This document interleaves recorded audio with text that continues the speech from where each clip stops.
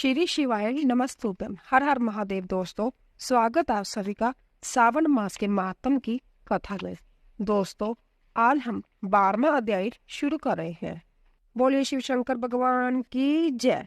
श्री शंकर भगवान ने श्री सनातन कुमार से कहा, हे तात, अब मैं तुमसे श्रावण मास के शुक्ल पक्ष की तृतीय तिथि को किया जाने वाला शुभ स्वर्ण गौरी व्रत कहूंगा।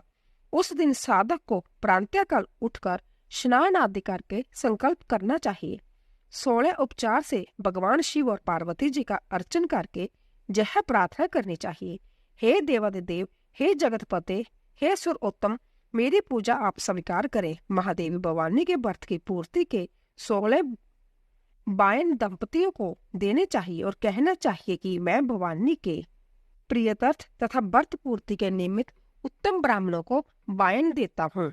चावलों के आटे से बनाए गए 16 पकवान बांस की 16 टोकरियों में रखकर वस्त्रों से युक्त करके सपत्नी 16 ब्राह्मणों को बुलाकर इस प्रकार निवेदन करना चाहिए, मैं व्रत की संपूर्णता और फल प्राप्त करने के लिए यह बयान देता हूँ। अलंकार आदि से संपन्न पति व्रत धर्म युक्त शोभन सुवासिनी इसे स्वीकार करे। इस तरह 16 वर्ष, 8 वर्ष, 4 या 1 वर्ष व्रत करके उद्यापन करना चाहिए। अर्चन की समाप्ति पर कथा सुनकर व्यास का अर्चन करना चाहिए। सनातन कुमार जी ने भगवान श्री सदाशिव से कहा, हे प्रभु, इस व्रत को किसने किया था? इसका महत्व क्या है? आप जैसा मुझे बतलाइए। भगवान शंकर जी ने कहा, हे ब्रह्मपुत्र, आपने बहुत अच्छी बात पूछी है, मैं सब कुछ तुम्हें बतलाता हूँ। हे महाभाग, यह स्वर्ण गौरी नामक व्रत प्राणियों को तो धन धान्य से सुखी करने वाला है। प्राचीन काल में सरस्वती के किनारे सुविला नाम की एक प्रसिद्ध नगरी थी। उसमें कुबेर के तुल्य चंद्रप्रभा नामक राजा राज्य करता था। उसकी महादेवी तथा विशाला नाम की 2 अति सुंदर रानियां थी। उन दोनों में से राजा को बड़ी रानी महादेवी अधिक प्रिय थी। राजा उसे देह प्राण से चाहता था और उस पर जान छिड़कता था। एक दिन राजा शिकार खेलने के लिए वन में गया। वहां सिंह, शार्दुल, ब्राहा, अर्ना, बैलसी आदि का शिकार करके प्यास से व्याकुल हो राजा जंगल में इधर उधर घूमने लगा। घूमते हुए वहां पर एक तालाब देखा जो कि ब्रह्मर, चक्रवाक, कारडव, पपीहा आदि जीवों तथा रंग बिरंगे विकसित कुमुद, उत्पल एवं कमल, मल्लिका, चमेली आदि से युक्त था। उसने तालाब के किनारे जाकर उसका उत्तम जल पिया। उसने देखा कि तालाब के किनारे अप्सराएं गौरी का अर्चन कर रही है। उनसे राजा ने पूछा, आप यह क्या कर रही हो? उन्होंने उत्तर दिया, महाराज, हम स्वर्ण गौरी का व्रत कर रही हैं। यह मनुष्य को हर प्रकार की संपत्ति प्रदान करता है, आप भी इस व्रत को कीजिए। राजा ने कहा, देवियों, आप इस व्रत की विधि मुझे बतलाइए, साथ ही यह भी कहिए कि इस व्रत के करने से क्या फल प्राप्त होता है। अप्सराओं ने कहा, महाराज, श्रावण शुक्ल तीज के दिन स्वर्ण गौरी का यह व्रत किया जाता है।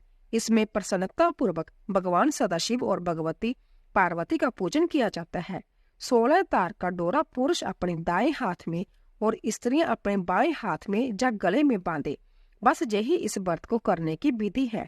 यह सुनकर राजा चंद्रप्रभा ने भी उस व्रत को किया और 16 तार का डोरा अपने दाएं हाथ में बांधा। उसने प्रार्थना की, हे देव, मैं इस डोरे को व्रत के लिए बांधता हूँ, आप मुझ पर कृपा करें। इस प्रकार व्रत करके राजा अपनी राजधानी को लौट आया।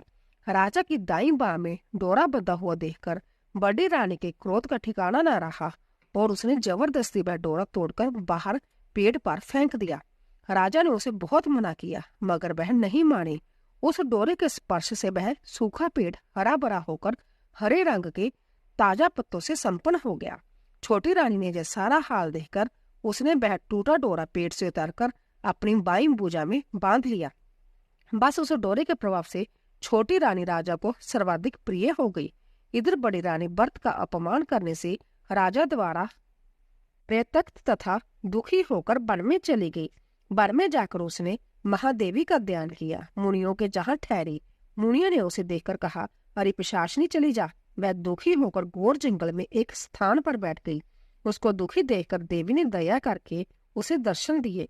रानी ने देवी को दंडवत प्रणाम किया और इस प्रकार उसकी स्तुति की, हे देवी, आपकी जय हो, आपको नमस्कार है, आपकी जय हो। हे शंकर वामंगे, आपकी जय हो। हे मंगल मंगल रूपे आपकी जय हो।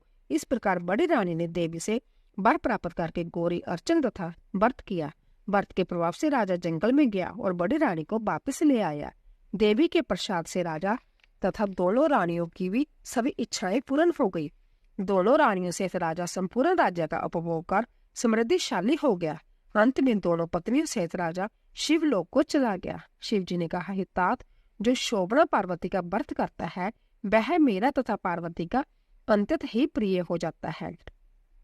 इस लोक में उसको अधिक लक्ष्मी की प्राप्ति होती है और वह अपने शत्रुओं पर विजय प्राप्त करके अंत में शिव के निर्मल लोक को प्राप्त कर लेता है। हे महामुने, तुम अब सावधान होकर इस व्रत की अध्यापन विधि सुनो। शुभ तिथि, शुभ बार, चंद्रबल, ताराबल हो जाने पर मंडप में अष्टदल कमल के ऊपर धान्य, उसके ऊपर घट रखना चाहिए। उस घट के ऊपर 16 पल का बना तांबे का पूर्ण पात्र रखना चाहिए। उस पूर्ण पात्र में तिल भरकर उस पर पार्वती तथा भगवान सदाशिव की प्रतिमाएं रखनी चाहिए। 2 श्वेत कपड़े और श्वेत जगोपवीत रखनी चाहिए। यथा विधि वेद मंत्रों से पूजन करके रात में जागना चाहिए। अगले दिन प्रातः काल फिर पूजन करके हवन करना चाहिए। पहले ग्रह होम करना चाहिए और उसके पश्चात अवदान होम करना चाहिए। जब मिश्रित तिल को घी में मिलाकर 1000 जा 100 प्रदान आहुतियां देनी चाहिए। वस्त्र, अलंकार, धेनु आदि से आचार्य की पूजा करनी चाहिए। 16 बहनों का दान करके ब्राह्मणों को भोजन करवाना चाहिए। सपत्नी 16 ब्राह्मणों को भोजन करवाकर सामर्थ्य के अनुसार दक्षिणा देनी चाहिए। इतना सब कुछ हो जाने के बाद हर्षोल्लास से सगे संबंधियों सहित भोजन करना चाहिए। बोले शिव शंकर भगवान की जय। दोस्तों, इसी तरह 12वां अध्याय पूरा हुआ। दोस्तों, कृपया जाने से पहले चैनल को सब्सक्राइब कीजिए, लाइक कीजिए और शेयर कीजिए। आप सभी का धन्यवाद।